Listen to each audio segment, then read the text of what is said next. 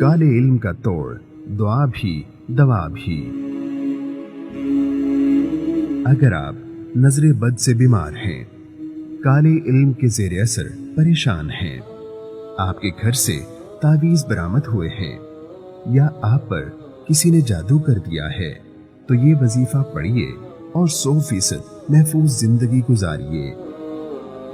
ला इलाहा इल्लल्लाहु वहदहु ला शरीक लह, लहुल मुल्कु व लहुल हम्द व हुवा अला कुल्लि शैइन कदीर।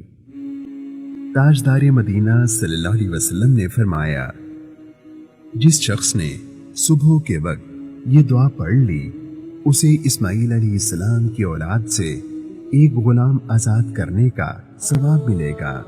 उसके 10 गुनाह माफ होंगे, उसके 10 दर्जे बुलंद होंगे और शाम तक वो शैतान यानी जादू टोने से महफूज रहेगा।